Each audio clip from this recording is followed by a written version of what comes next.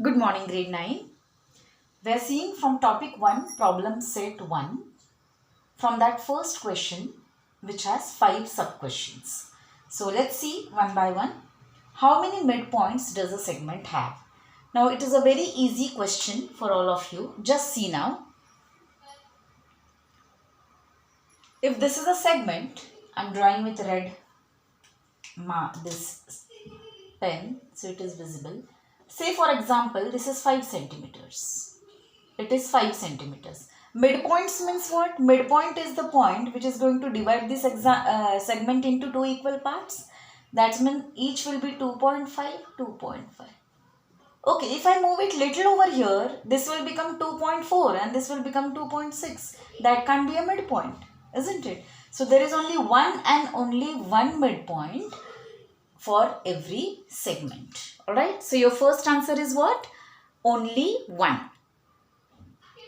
So your first answer will be only one. Okay, your answer will be only one midpoint will be there for segment. So your answer is only one. Let's go for the second question. How many points are there in the intersection of two distinct lines? Now see, this is one line and this is another line. They are intersecting. They can intersect only in one point. Alright. So this also correct answer is 1.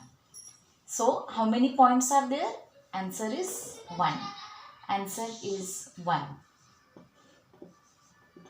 How many lines are determined by 3 distinct points? Now see, you may pause the video and take down. For you to explain this question, I need to erase this part. So I am just erasing this. See students, I am erasing this first 2 questions. Now look at the third question.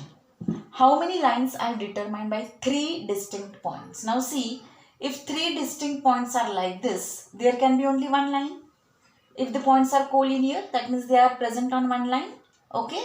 So this can be 1. 1 is the answer. Or if the points are like this, then how many possibilities are there? So this is one line. This is another line. This is third line. Okay. See what the question says. How many lines are determined by 3 distinct points? Or if lines are like this. This is one line. This is another line. This is third line. If 3 points are distinct, how many lines are possible? So there can be 3 lines, or if the points are collinear, it depends whether the points are collinear or they are non-collinear.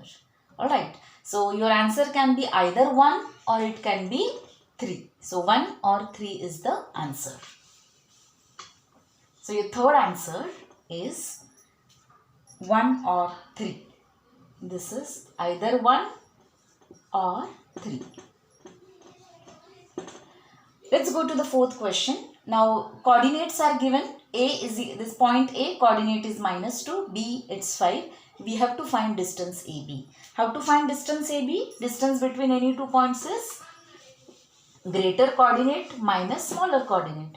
Now who is greater in this? Obviously -2 is smaller than 5 or 5 is greater. Now what we'll write? 5 is greater than -2. So distance between these 2 points, that is A comma B, is nothing but 5 minus -2. Greater coordinate minus smaller coordinate. Alright. So this becomes 5 minus into minus plus 2, which is equal to 7. Okay.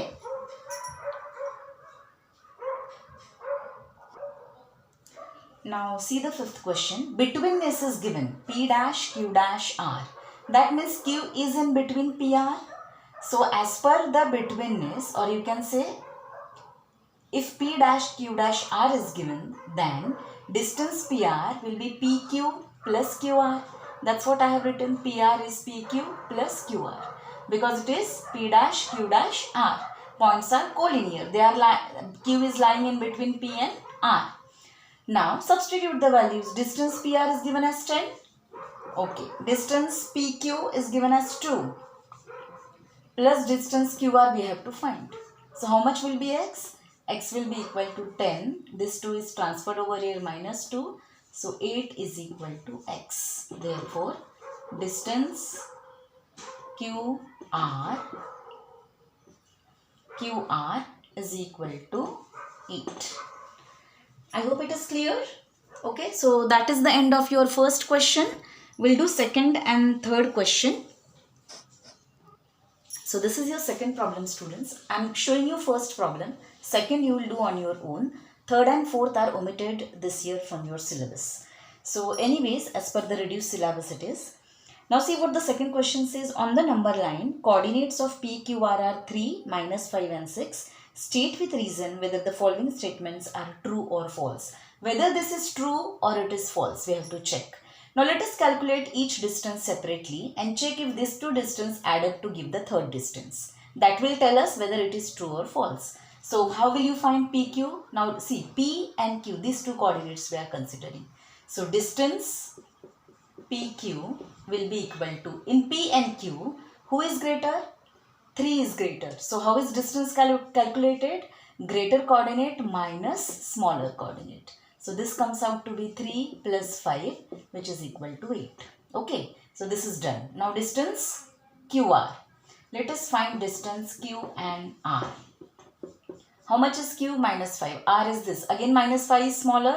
So distance QR will be 6, which is greater coordinate, minus smaller coordinate is -5. So this becomes 6 plus 5, which is equal to 11. Alright. Now let us calculate distance PR. How much is PR? We will calculate in P and R. P and R. R is 6 and P is 3. So it will be greater coordinate minus smaller coordinate. It is 6 minus 3, which is equal to 3. Now how much these two are adding up to get? Just see, distance PQ plus distance QR is equal to, how much is PQ? We have calculated 8. Plus how much is QR? We have calculated 11. So 8 plus 11 becomes 19. And how much is PR? PR we have calculated 3. So we can say distance 19 is not equal to 3. Alright. So distance PQ plus distance QR is not equal to distance PR. Therefore, the given statement is false, or you can say it is not true. So it is false. That's what it is asked. Whether the following statements are true or false. So you may write it is false. So like this you have to solve. Second question is also similarly from second one. So please solve it on your own. That's all for today, students. Thank you.